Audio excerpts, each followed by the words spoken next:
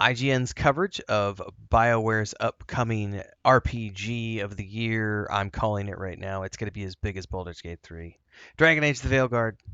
They've got an exclusive first hands-on preview from the recent event that took place. I know a bunch of influencers and content creators were there, media outlets and beyond, and I believe the embargo is coming down on the 19th for a lot of things. But in the meantime, we have this article talking about some of their exclusive hands-on stuff that IGN got to see, and it sounds pretty amazing.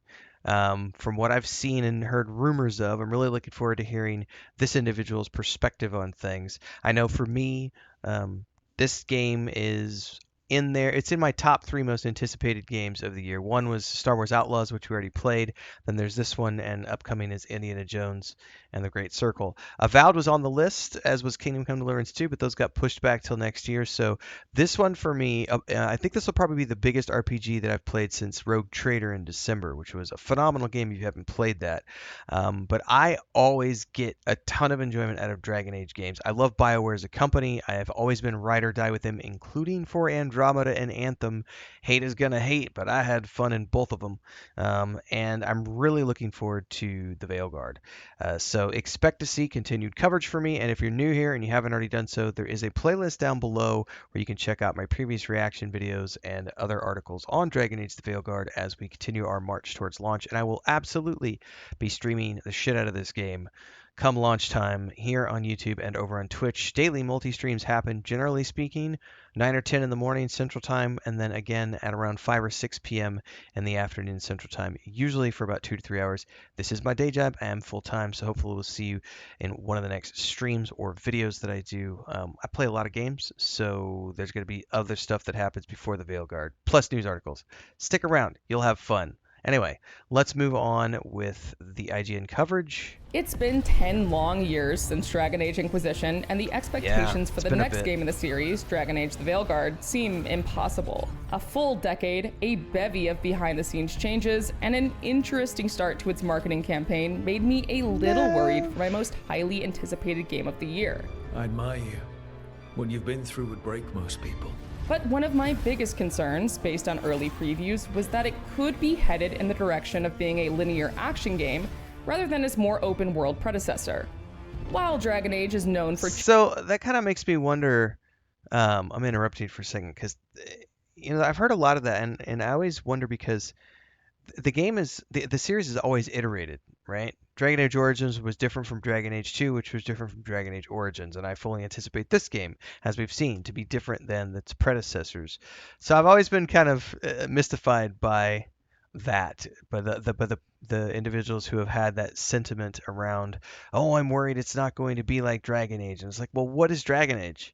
Because every Dragon Age has been different. Like, they've all been different gameplay experiences, so why would this be any different? Changing its style with each installment, I hoped dearly that it wouldn't lose too much of the so that's DA what they were DNA just saying. I fell in love with. After okay. hours of hands-on time spread across 2 days, I'm pleased to say that I walked away with excitement and curiosity, but mostly relief to wave many of those concerns goodbye. Well, that's good.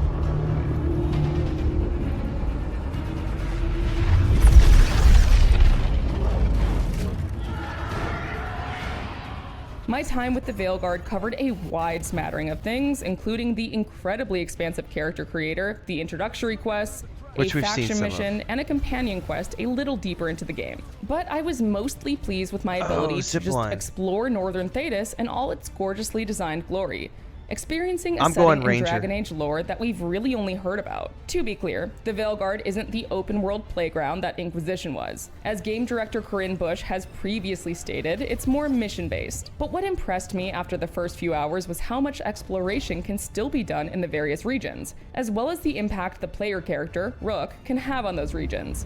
And there we go.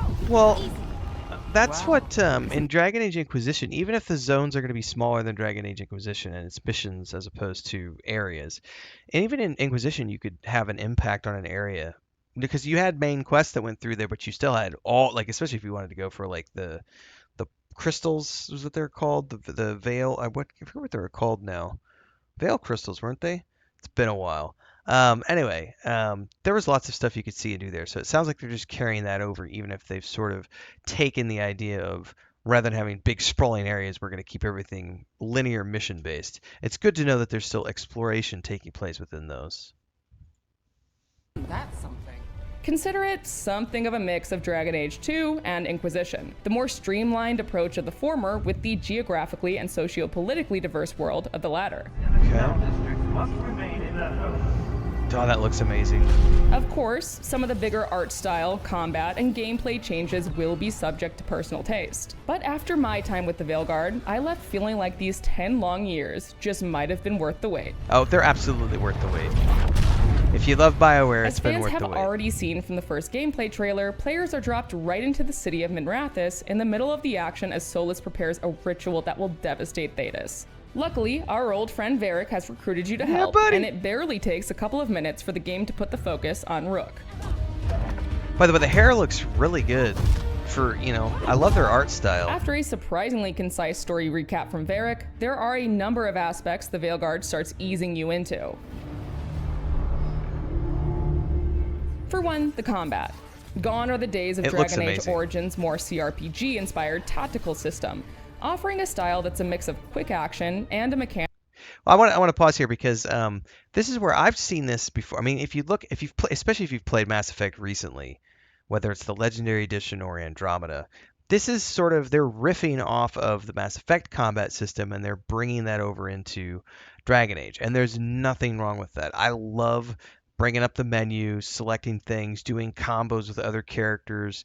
Like, it's a cool system once you get used to it. Now, it is going to take some people a little bit of getting used to with Dragon Age because they haven't done it this way before. But I'm all for this. Plus, it still gives you the tactical pause, send your companions to do this, that, or the other, and do your combos without necessarily fully controlling your characters like you could do in the previous games, if that makes sense. Where you can pause and pull up your radial menu. While this absolutely does take some getting used to, and it'll be a gradual process to create what could be a highly customized build while learning all your companions' different abilities, it didn't take me long to actually start having fun with it. Good to know.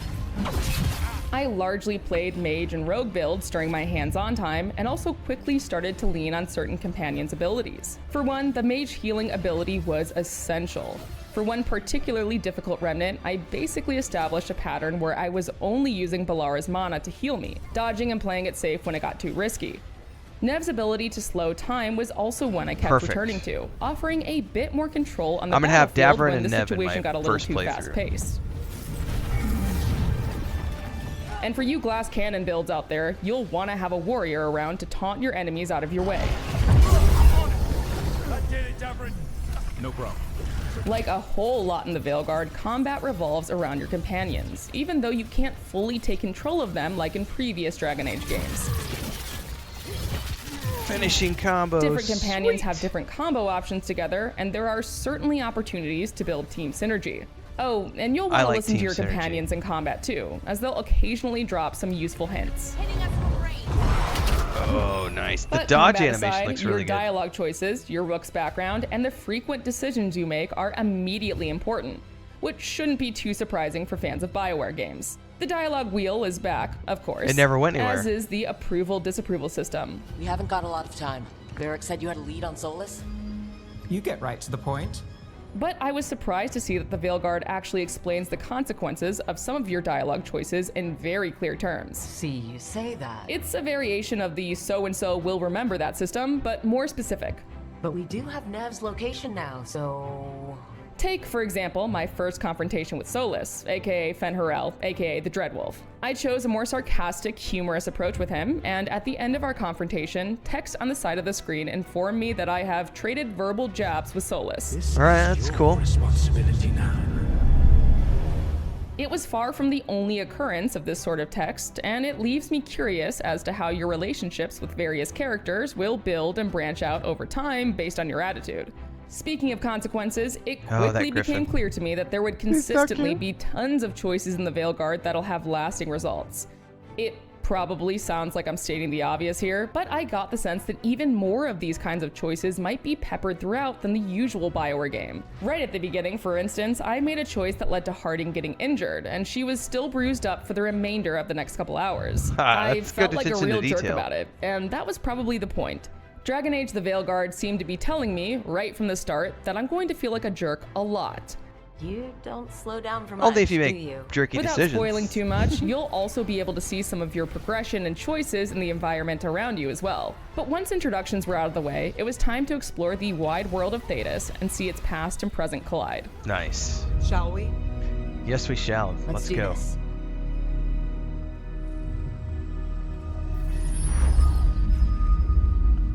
As mentioned earlier, one of my biggest worries was that the Veilguard could end up being more linear in its approach, trading branching gameplay for a straight line. And sure, the opening hours, essentially the tutorial zone, are a little railroady, Which save for a makes couple sense. key They need to decisions be you have to railroady. make. But once you're past that and more established with an Act 1, you're much more free to tackle quests as you please as you unlock more and more regions. You do this via the crossroads. Oh, For that those of looks you good. who aren't brushed up on your Dragon Age lore, that's a nexus between the waking world of Thetis and the metaphysical realm of the Fade, through which the ancient elves would travel through magical mirrors called Alluvians. So I gotta say something right here, guys, because just that watching them come through the portal right there, I don't know what it did, but it just triggered like a Baldur's Gate 3 flashback for me. And I'm telling you, I know I said this at the beginning, but I'm gonna reiterate it again. This is probably gonna be my Baldur's Gate 3 of the year. I've been waiting for the next Dragon Age game for a long time, and I do have, it'd be great to have more people in my party. 2 other companions is very limiting, I feel, but it is what it is. I'll work within the constraints of what they've created here. I did the same for Baldur's Gate 3. I was like, oh, it can't have 6 people in the party, no, and then it turned out it was like the best game ever, even with 4 people in the party. So I'm interested to see what they've got here, but I'm definitely getting BioWare Dragon Age vibes, and it feels so good. It's so good. Quick commercial break, everyone, to celebrate and give thanks to all of these amazing people who keep me on the air full time. Really appreciate the support. All you got to do is join as a member. You get access to private videos. You can also do super thanks on any upload or super chats and stickers on any live stream or premiere you see. And beyond that, don't forget we're multi-streaming over on Twitch now, so you can support over there as well. Thanks so much to everybody. Let's get back to the video at hand. You now use the Alluvians for that same purpose, and to unlock new regions, you have to fight through certain areas of the crossroads before you can start fast traveling to them. Nothing wrong with that. Unlocking said regions opens up a vast network of areas, and not unlike past Dragon Age games, they're dramatically different from one another. As the gods' champion passed freely, so will you. Take, for example, the Arlithan Forest. Oh, A that looks gorgeous, good. colorful region that mixes greenery with elven magic. You can see nugs burrow into the grass, magical artifacts abound, and there's a vast array of nature to simply admire. You're hit with a massive tone shift, however, when you head to Hossberg. Lavendel Village. Whatever happened here looks like Demeter's Crossing. Currently under siege by the Blight, here is where you'll see some of the more horror-inspired aesthetics, and frankly, just some of the grosser aspects of the Blight. While the Veilguard's tone certainly leans more high fantasy in places like the Crossroads, don't worry. Those who miss the gore and dark fantasy of Origins will find that too in places where the Blight has spread. But I couldn't help but spend a lot of my time just running around in Treviso, the bustling city that's home to the Antivan Crows faction. For one thing, a lively city feels like a novelty in Dragon Age. But there was simply so much to explore that I kept getting sidetracked. A merchant with unique items here, a new quest to pick up over there, and a random combat encounter over Track there. for a crow. Well, it sounds to me like there's tons of side content we get to do, which And is that's awesome. just when I wasn't looking around for a cat or dog to pet. Because yes, Speaking you of can cats pet the to cats and pet. dogs. I'll pet my cat while they're petting dogs in the game. Outside of the You wanna cats go and back over dogs, with Mommy? there are some unique ways to interact with the environment as well. Each companion has an environmental ability, some of which came in quite handy for me. In my time in the Arlithan Forest, I frequently called upon Balara, whose environmental ability allows her to tinker with magical artifacts. In a nice quality of life feature, your companions don't even need to be in your party in order for you to use these abilities. Oh, that's As cool. an aside, another one of my favorite quality of life additions is the fact that party banter pauses and picks up again later if you trigger combat, a cutscene, or anything else that would interrupt That's a big their deal dialogue. right there. That's right. No more awkward standing hate around skipping in order or to hear the missing complete conversation. Conversations, you know? Yes. If you're feeling overwhelmed, the difficulty and accessibility options do allow for about just as much or as little hand-holding as you need. Perfect. For example, with one Antivan Crow's quest I was doing, I could turn the navigation on and simply follow the game's guidance, or turn it off and look for clues in the environment to follow. That's in this case, cool. the crow's purple symbol painted on certain walls. Another mark this way. I also just happened to be playing an Antivan Crow Rook while completing this quest, which led to some fun dialogue options. We crows are all the army Antiva has, but it's not like we can field a garrison. Once I was in the thick of things, I could clearly see the features in the Veilguard that boiled down to, okay, we heard the complaints about Inquisition, specifically addressing the infamous Hinterlands problem, which is a reference to the first open world area players visit in Inquisition. The zone was packed with more than 50 side quests, many of which boiled down to mere fetch quests, and it left many players drowning in a bevy of checklists that felt inconsequential to the story. The Veilguard has boiled this down quite a lot. You're still free to explore, but the scope isn't nearly as dizzying, and the quests point back to the main story, a region or faction, or a companion. Another clear reaction to criticisms of Inquisition are our villains in the Veilguard, Algernon and Gillenane. The two elven gods feel much more present throughout the events of the early game than Corypheus, the frankly lackluster baddie of Inquisition. Whatever comes, we're ready for a fight.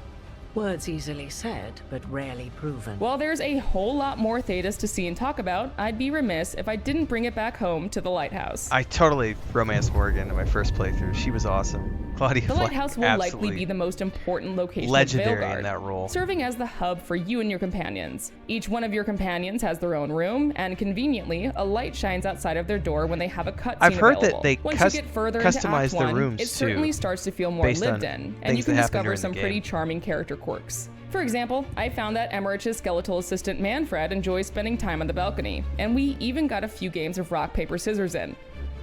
Nice. The Lighthouse is also, obviously, where you're able to do some housekeeping, especially when it comes to the caretaker. This is where we level up gear, right? Yeah.